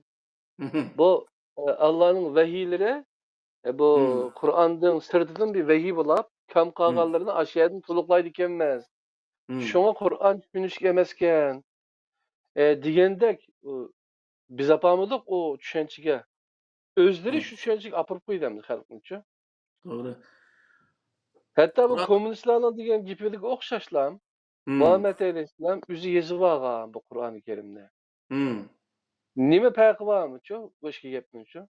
Sen tamam başkalar yazgan, ne yüzyıldaki yazgan Muhammed Aleyhisselam nispet verip Hmm. yazılgan nersini sen onu mu vahiy, bu mu Allah'tan kelgen dep hakkı tanısa, hatta Hmm. imanı zorlaysa, hatta Hmm. anda emas Kur'an-ı Kerim'de anda demepti dese, sen onu murtet dep ilan kılırsa, ondaki murtetin kallısını alsak buludu dep üzerinin şeriyeti uçuşu. Hmm. Aşıdan mı kılırsa şu? Şiye kapırsan bu meselenin şu dereceye. Gizmaş o kütülükde zadi şu. O müşazırı ötkende bir qatim aşı doğruluq bir toxtaldık. Bu adamlar 30 yıl, 40 yıl, 50 yıl okup misal. Yani bu dinni başka açıqanmağa vaqtida onu hem pədazlap, bəzi adam deydi, o Qur'an-ı Kerim degen alamet öz ma'nisi bək çunqur. Her bir tal harf üçün öz neçə yıl özü təfsir qismi insan onu öz tügütüp olamıqdək şundaq bir bilim var o yerdə. Dev oturup onu hem A Qaraqının özü 30-40 yıl ayet okugan bolsunmu, onu zadi başka açık bolamaslığı o adam başka açık boğulmayan bir bilimni arası kirip qalğanlığı üçün aştaq olgan, bolmasa o adamda alamet bilimcek demek endi. Aslı undaq emas. Bu yerki näsine modası bu 305 varaq kitabının özüne Qur'an-ı Kerimni o'qib bir boshqa achchiq bo'g'ilib bo'lmaydigan bir ish yo'q. Birinchidan. Ikkinchidan bu Hı. odamlar nima uchun shu necha yil, 30-40 yil o'qib yurib, nima uchun boshqa chiqolmaydi degan vaqtda boshqa achchiq bo'g'ilib bo'lmaydigan holatga akiyotgan uning o'zini. U islom dinining ichiga Qur'onni qo'ygan, Qur'on bir tal kitob. Uning to'pisiga 9 tal rivoyat kitoblarini qo'ygan, uningdan fiqhida 5 botman kitobni qo'ygan, aqidada 5 botman kitobni qo'ygan. Moşunda olup o Kur'an bir kumluğun arasına kumluk düşüp ketken bir tal jınık okşaş o kumluğun astına kirip kalgan o adamın töbedeki neslerini aktırıp başına avarçılıkta. Bolmasa o neslerini süpürüp taşıp etip lekin Kur'an'ın özünü tehlil kılgan vaqtida bu insan tüşenmegidek o meseleni hal kılamagidek bir hiç qanday narsa yok. Misal hazırkıçılık bir iş qilib bir masala bo'lib qolsa, u masalaning o'zini darhol mana javobi Qur'onda mandaq deyolmasakmi, ashunga bir kun yo bir hafta yo bir oy ketsin izlansak shu masalaning javobini Qur'oni Karimda topa olamiz. U biz topolmaganlik Qur'oni Karimda yo'qligidan emas, bizning bilolmaganligimizdan, bizning topolmaganligimizdan o. Mesela ben mandar bir düşünce kep kaldım şu. Hmm. Ma nimene tiymesedim ma bek uzak meseleme emes. Bu Kur'an bir zikir deydi o. Hmm. Ma kompütere saldığan zakire zikir kartısı var şuna ama Hmm. nimi kartı deyimiz o. Hmm. İşide bir ne saklaydıgan için datalarını. Yeah. Sallık malumatlarını saklaydıgan. Hmm. Kur'an mı? Aslida Saqlashlar. Allah bizga bergan, hamma insonlarga bergan bir aşından bir narsa zikir. Hmm. Buni faqat Allah'ın kitabını, peygamberlerin ibadet çağırlık insaniyet unutup kalgan degan qaytadan bunu esiga selib, shundaymi? Nima Ha. qilgan? Eng oxirida Qur'on orqali Muhammad alayhissalom orqali Qur'onni qo'yib ketib, biz Qur'onni o'qisak, shu narsa esimizga keladigan. Hmm. Shundaymi? Doğru. Bu aslida bu ziddiy narsa emas. Aslida shu inson o'qisa anglayalaydı onu. Düşünüşki niyet kısa düşünelaydı. Doğru. Anda qilmasdan bu yat bir narsadagidek zodi shu o'qimasa zodi diplom, professor, doktorlik unvoni olmiz tushunilmaydigan bir kitob holatiga akilversa, buningki rehberlik nimasi nerede qoladi shu? Mesela ben bir sırttan bina setip alsam, beyaz eşya değilim Türkler. Mesela bir tane kaçıyordığum maşine değilim. Ona bir daha rehberlik kitabı var yendi şu. Hmm. Ben o şunu okusam, onu okumayı işletsem, kulübüsünü besip işletsem işiteleyim. Lekin ben onu okup bir kata kayıt düşünüp etip kısam, şu kadar yaxşı işleteleyim. Aşı bu çıksam şu. Doğru. Şu Kur'an mı? Şu aşında neyse. O mu şu Muhammed Aleyhisselam'ın doğru yolga başlagan bolsa, öz vaqtida Arablarni nijotga erishtirgan bolsa, bizni mi Uyg'urlarni mi nijotga erishtirdi. Doğru. Ama bununla biz onunki rehberlik nimasiga biz iman etsak, buna ishonsek, Qur'onga ergashgan odam Qur'onga ergashsa, bu bo'lmaydi. Degan gapni qo'rqmay qila oladigan darajaga olib o'tadi ekanda bular. Hmm. Bu Ular zaten o men hamda Moşu o'qiganning o'zi odatda o'qigan kitoblarga o'zi ishonmaydi bo'luvchi. Ishonmagandan keyin u Qur'onga ishonmaydi odatda. Bizni inkorchi deydi. Asli inkor qilgan o'zlari. Qur'onning o'zini inkor qilgan o'zlari bular. Bo'lmasa bu yerda biz hech qanday Qur'ondagi hech narsani inkor qilmadik. Qur'onda bor narsani aynan chiqarib qo'ydik. Agar biz chiqargan narsa o'sha to'g'ri bo'lmay yoki bo'lmay kam bo'lib qolgan bo'lsa, uni to'liqlab chiqarsa, u shu odamning vazifasi u. Agar kam bo'lib qolgan bo'lsa, to'liqlash vazifasi. Bizning oqimizning g'ajash vazifasi emas uniki. Biz uni to'liqlayolmagan bo'lsak, maqsadimiz mushakka chiqibdi. Alloh rozi bo'lsin. Ma qog'inning o'zi mana Allah bilolmabdi-ku, yo topolmabdi-ku, men topdim deb o'tirib chiqasi bo'ldi emasmi? Bu yerda o yana bir odamni haqorat qilish hech qanday hojat yo'q. Özleri Kur'an'da namaz yok, namazda qanday qilish yok, undan keyin rakat sani yok, vaqti yok deydi. Sizlar qopab o vaqtlarini deb bersizlar, uni mohiyatda borkan deb bersizlar, onunla hamda hammasi qarshi chiqqan. Bu ajoyib tatbiqotda. Qur'onni o'qib, Muhammed Aleyhisselam'ın elçiligiga shubha qiladigan bir insonni deb baqsunim shu.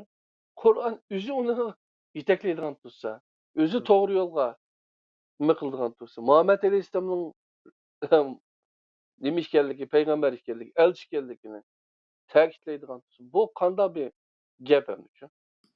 Doğru. Boshqa ina deydigan tayyorlagan mazmunlar bo'lsa ustoz anglayli. Bo'ldi. Hozirgi shu nimaning o'zidami hamda azroq ashnaga kirishib qoldik. Mana bu Al-Haqqa surasining o'zida misol Qur'oni Karimdagi qanday bir kitob ekanligi, uningga agar payg'ambar alayhisalom uningga to'g'ri muomala qilmagan taqdirda u yenidan tug'gan vaqtda uning qanday Alloh taolo bir jazoni qo'llanganligi haqida misol shu 40-oyatdan 40 Al-Haqqa surasiniki 40-oyatidan 47-oyatgacha shu orliqni ko'rsa bilalaydi. İnnehu laqavlu rasulin kerim ve ma huve biqavli şair. O hürmetlik bir elçinin sözü deydi o. O şairin sözü emas. Qalilan ma tu'minun. Azraq mı işenmemsizlar? Wala biqavli kahin. O kahinin sözü emas. Qalilan ma tezekkerun. Kişkini oylanyp bakmamsizlar. Tanzilun min rabbil alamin. O bütün alemlerin Rabbidan düşürülgen bir kitap. Deydi Allah Teala bunu bu dep bulup velev tekavvele aleyna bazal aqavil. O elçi öz yeniden bazı sözlerini to'qib bizning nomimizda to'qgan bo'lsaydi la akhazna minhu bil yamin. Uni biz öz qudratimiz bilan halok qilgan bo'lardik. Summa laqatana minhu alwatin. Bu summa bayon uchun kelgan narsa endi. Qanday halok qildi deganda uning garan tumurini uzib o'tgan bo'lardik shu yerda. Peygamber Aleyhisselam'ın geren tumur üzülüp gidip öldü mü? Ya olmaydı. Normal hayat, normal öz ağırlıkla ölüp gitti mi? Bunu yüzünü tercüme aldı mı? Peygamber Aleyhisselam'ın geren tumuru üzülüp gidip ölüp ketken bir yeri yok. Demek ki Peygamber Aleyhisselam'ın geren tumuru üzülüp ketmedi mi? Allah Teala tarafından üzüp etilmedi mi? Demek ki Peygamber Aleyhisselam Allah Teala'nınki kitabıga yandap başka narsalarning özünü to'qimganligi mush yerdan chiqib turdi degan gap. Allah Teala nayet qattiq ogohlantiruqliq bu yerda. Yani sizniki geren tumurunu üzüvatimi degan gap endi. Fema lekum minkum min ahadin anhu hacizin. O vaqtda sizlardan hech qanday o Muhammadga orturadigan bir odam bo'lmaydi deydi. Yani hech kim orturolmaydi degan gap.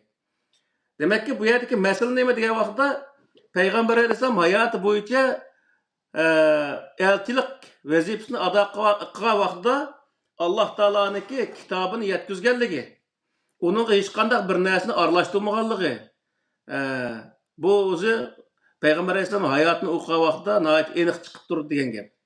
Endi bu yerda hozirgi vaqtcha degan vaqtda, hozirgi vaqtda Peygamber nomida bir narsani to'qib Allah'ınki özü bu kitabı, Allah'ın diniga takavvale, yani aşındaq özü din tuqqan adamlarni, mana mushundan o'zi bayqab olsak bo'ldi. Yani bular Allah'ın diniga boshqa narsalarni to'qib kirdirib, mana bumi o'zi Allah'ın dini, ma'mi o'zi vahiy, qilib qolgan vahiy qilib ko'rsatishning o'zi, mana bu nihoyat cho'ng bir jinoyat degan gap endi. Bu İbrahim Suresi'nin 4. ayeti.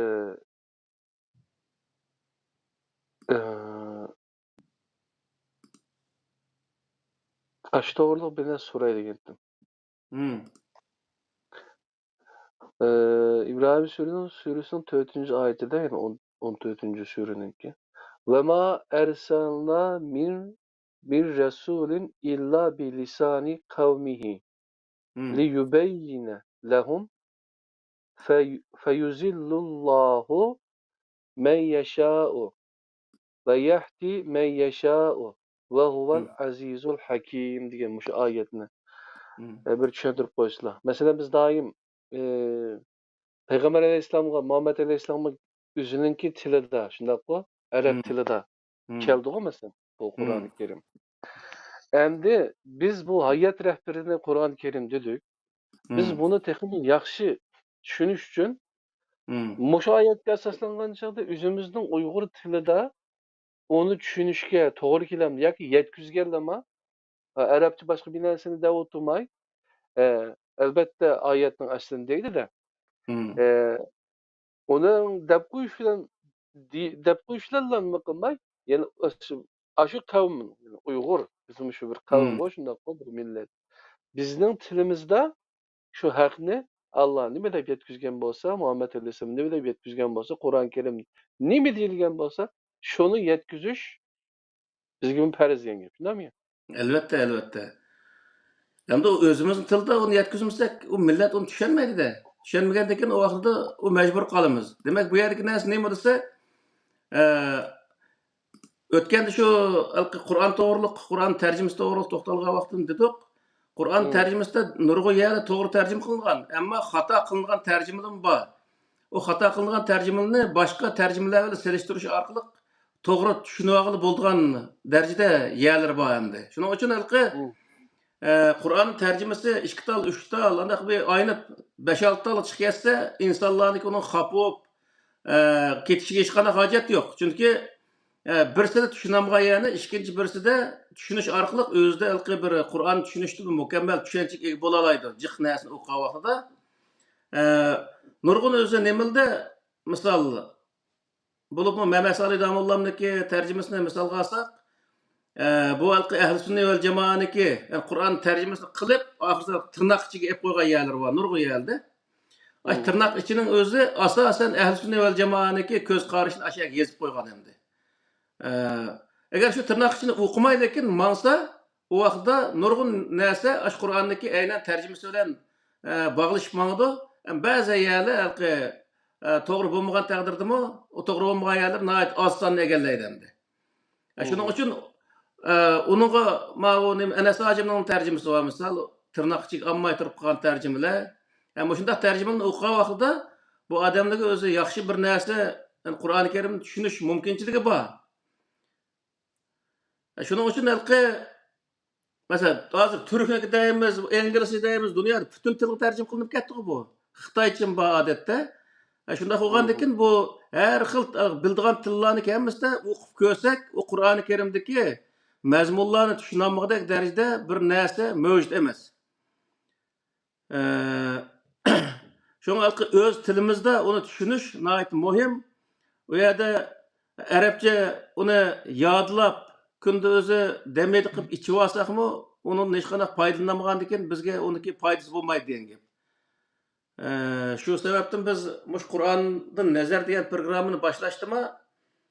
İnsanlarni Qur'onning ichidagi mazmundan xabardor qilish birinchi, ikkinchi Qur'oni Karim o'ttirib qo'ygan haqiqatlarni o'rganish, ya'ni ilm fan orqali o'rganish. Millat qarg'ulacha dinga cho'qinishdan qutulish lozim va qarg'ulacha insonlar ergishishdan qutulib, o'zi to'g'ri yo'lni o'zi topa oladigan va o'zi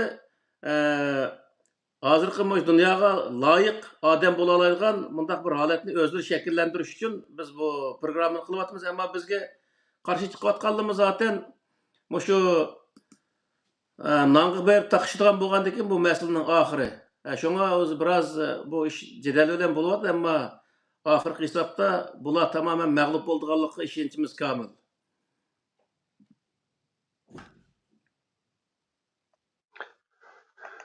Asıl bir yerde bir yenileniş bir meselesi mi yok. Mesela musabakalaşıp biz başkalarınınki kendi meseleme küzümüz yok. Asla şu hakkını aşkarı kılış biz mi hak dep bilgen, hak dep yetkizilgen uçurunu ortaga aşkarlaş maqsadımız var hem de şu. Meylemde her xil paranla bulatıda bunun aksı Engelya var. Bugün yeni bir program kutlu qarindoshlarimiz. Yeni anlasam şu. Aşını küçük bırak. Yoldan diye hatta Norvegiyanim çıkardım o keyni güçü. Aşında Kur'ancılar şerli beyda olub diken. Aşağı institut kurulup diken de şu şehirge takap bekipti hem şu. Bular o kadar bir gumanxo, o kadar hech qanday narsaga ishonmagan insonlarki, u bu yerga kelib bir kichkina surishti qilib, shu oqsizat, shu Angliyadagi bir davlat bormi yo'qmi, biz surishti qilib boqmay turib, gumon bilan lekin bir odamni qarlash orqali uni inovatini to'kib, uni e'tiborsizlashtirib, uni gapi to'g'ri bo'lsa-mi, uni insonlarni ergashmaydigan holatga akilish uchun qilayotgan bir tirishchanlik mana haqiqiy vaqtida. Men o davamlı o'ylaymiz, bu Angliyada, Yevropada bir davlat oqimizda bo'lib, bir ishxona qurib bersa, maoshimizni bersa, hamma narsani qilib bersa, va Qur'on deganni boshqadan tutib turib tadqiq qilib, uning o'zini o xalqimiz texmbek yaxshi foydalanadigan bir holatni shakllantiradigan bo'lardik. Lekin shu sharoitni bermayapti. Bergan bo'lsa-da, u vaqt texmbek yaxshi bo'lib ketgan bo'lardi. Ammo bu odamlar davomli bir odamdan bir haqni yetkizsimi, o bekor yetkizmaydi bular. Bir yerdan andaq foyda oladigan, naf oladigan bo'lg'achqa, bizim bu yerda ishni qilayotgandan keyin bularga bir yerdan naf berdi deb o'ziga o'xshatib bizni ashundaq o'zi qilayotgan ish. Bo'lmasa nimishqa u bilmay turib, hech qanday dalil isbot yo'q holatda bizga hech bir yerdan bir og'iz undaq gap kelmay turib, misol bu odam hech nima tayanmay turib, bundaq bir gumon bilan bundaq gapni qildi misol. Demakki bu odamlar tarixdan bu yer gumonxo. Abdılıkı gap kısmı delil bilen gap kısmı yaxşı oluptu hem de şu. Hele bunun merkezden Xitay merkezi xalq partiyakomdan binası digizgendek biz güçü. Yine de baktı Angliya dep baktı, yine de baktı bir başka binası dep baktı. Hiç kanı delil yok. Hatta mağama Mustafa İslamoğlu şirket kurup durmuş. Dedim benim maaşımı kaysı maaştı şu adam yetkizipti mesela şu. Şirketimde kaysı kim ortakya benim şirketim güçü. Delilinden gap kalınsa yokap ketdi o adam. Şimdi bunda baş ayığı yok, delili yok. Ama şundak bir gaplarni qilib da acayip. Bu üzünün nimesini seviyesi tüven düşürüp aldı da. Kodalqı bir patqaq ketip qalgan adam qancha qimirlagan siri aşı çöküp gitkenге o'xshash. Yani biz şu o da çöküp ketmeyini bir Kur'an bilen bir nicatlıkka erişili desek hem de. Hmm. Şununla karşı hem de özünün seviyesini düşürüp geplerini kılıvatdı. Yani Hmm. bileyimiz hem de. Hem de İşensen bu o delil hulasıga bilen he? işensen o bir deliller işen Doğru. inkar kılsan o bir deliller inkar kıl dep ayet var Kur'an gelmiş değil mi? Doğru. Hem de hazırkı muşu mezmunga kelsek, biz Hı. yukarıda muşu mezmun, muşu mevzunu başlagan vaqtida bizga yetekçi bo'ladigan narsa, ya'ni bizni yetaklayotgan, biz o'zimizga yetakchi qiladigan, ya'ni Allohni yetakchi qilamiz ekanmiz, Allohning kitobinimi, Allohniki elchilarinimi degan mushu narsalar bor. Mushunga qarata biz endi yuqorqi mazmunlarga asosan bizga bevosita kallamizga ilhom qilish orqali yoki vahiy qilish orqali bizni vahiy nima hidoyat Alloh taolo undaq vahiy nima undaq hidoyat qilmaydiganligi, payg'ambarmi ya'ni Allohning elchilarimi vafot bo'lib ketgandan keyin insonlarni a ishni andoq qil, ma ishni mandoq qil deb deyolmaydiganligi, zaten o'lib ketgan odamniki undaq qilolmaydiganligini hammamiz bilamiz. Ham Endi bizga kelgan, bizni qilib qo'ygan, ham Allohniki qilib qoldirib qo'ygan narsa nima ekan eng oxirgi hisobda Allohning hidoyatidan iborat kitob ekanligining o'zini bu yerda bayon qilgan bo'ldik. Ya'ni Alloh taolo ma sura Al Imronniki 86-oyatida ma Alloh insonlarni qanday hidoyat qiladi? Hidoyat qilish usuli qanday endi? Degan vaqtda Hı. كيف يهدي الله قوما كفروا بعد إيمانهم وشهدوا أن الرسول حق وجاءهم البينات والله لا يهدي القوم الظالمين. Allah bir kafir bo'lib ketgan bir qavmning o'zini, ya'ni iymon keltirgandan keyin kafir bo'lib ketgan bir qavmning o'zini qandoq yana hidoyat qildi? Qandoq hidoyat qildi degan gap endi. Va shahidu anna rasula haqqun. Payg'ambarniki, ya'ni elchiniki haq ekanligiga shohid bo'lib turib, ya'ni shohid bo'lgan bo'lib turib kafir bo'lib ketgan mundaq qavmni Alloh taolo qandoq hidoyat qildi? Va ja'ahumul bayinat va ularga bayinat har narsani bayon qiladigan kitob kelgan turqlig'in deydi Alloh taolo. Bu yerdagi narsa Enik nima degan bu. vaqtda mush oyatning o'zidimi insonlarni hidoyat qiladigan narsa bayinat ekanligini bayon qildi. Bayinat degani hamma narsani bayon qiladigan, hamma narsani bizga tushuntiradigan kitob Qur'oni Karimni o'zini nima qildi. Oxirisida Hı. Alloh taolo vallohu la yahdil qavmaz zolimin. Ba'zi yerda qavmal kafirin degan oyatlar bor misol. Allah zalim qavmlarni, kafir qavmlarni hidoyat qilmaydi. Hidoyat qilmaydi deganning o'zi bir odam kafir bo'lib ketsa, Alloh taolo hidoyat qilmagan insonga deb tushunish xato. Buni qanday tushunish kerak degan vaqtda Allah zalim qavmlarni va kafir qavmlarni Allah o'zi bevosita hidoyat qilmaydi degan gap. U hidoyatni iborat Allohning kitobini u odamga yetkazish orqali uni insonlar hidoyat qildi. Yani payg'ambarning zamonasida payg'ambar uni yetkazish orqali, elchi uni yetkazish orqali hidoyat qilgan bo'lsa, u Allohning kitobi bilan kitobini ko'rsatish orqali hozirgi hozirgi zamonda olimlar uni tarjima qilish orqali insonlarga yetkazib, insonlar uni o'qish orqali Allohning kitobi orqali hidoyat topadiganlikning o'zini bayon qiladi degan gap.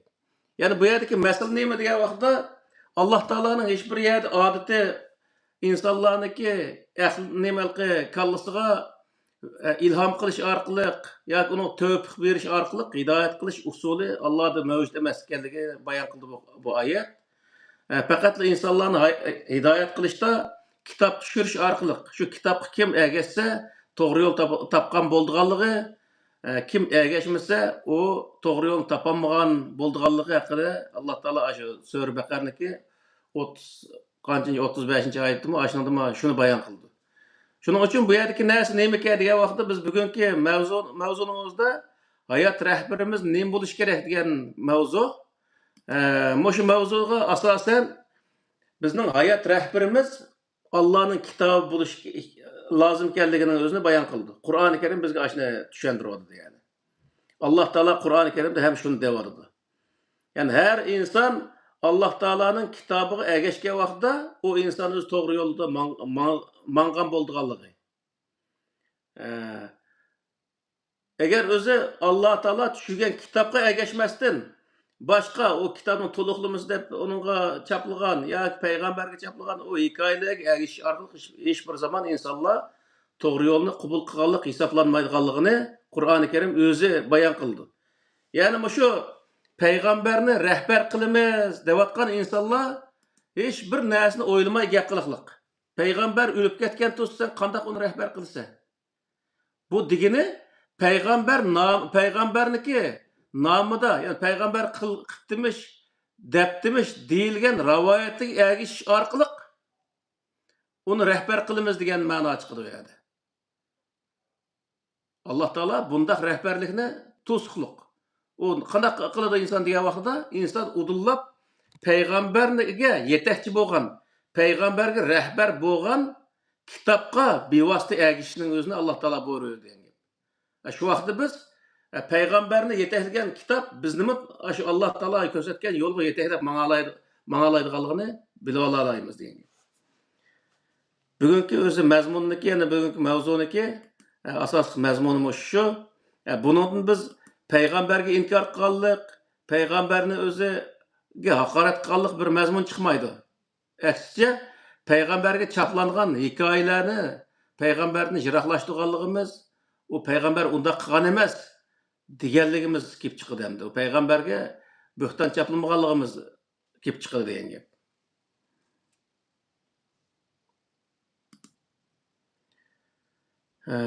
Xo'sh, mushu yerda o'zi tugidi bu mavzu bugun.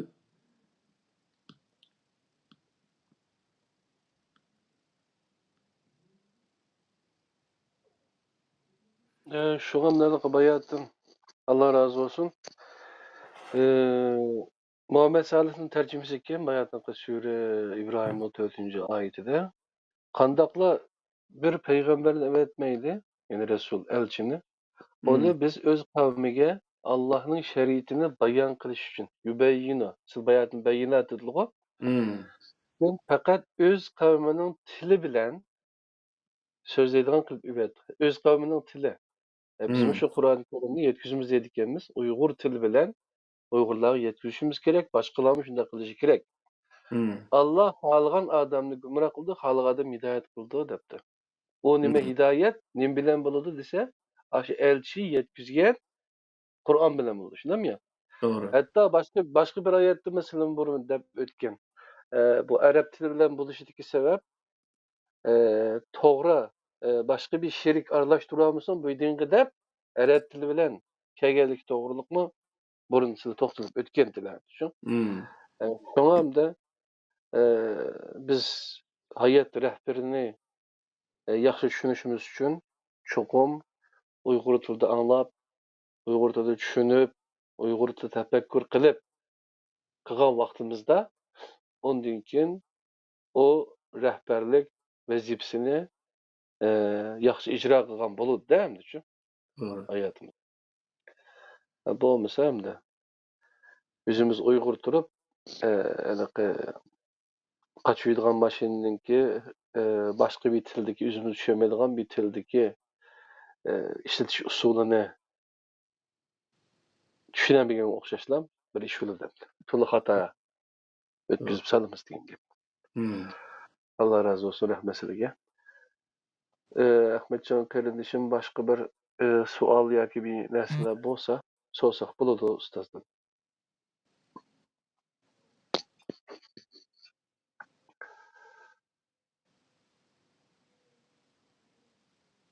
Yok mu? Ahmetcan yapmayarlar. Tamam. Herhalde olsa bugün neçilik oldu vaktimiz? Bugün nəhayət yaxşı oldu. Bu 1,5 saat kimi 1,5 saatlik oldu, nəhayət yaxşı. Nah, 1,5 saat oldu. Allah razı olsun. Başka bir söz olsa, sizin ahırkı sözlerini Allah ustaz. Bizniki deydigan başqa bir sözümüz yo'q. Yani bizniki dini saat o'qigan yoki bo'lmaydi bizniki başqa Uyg'ur qarindoshlarimiz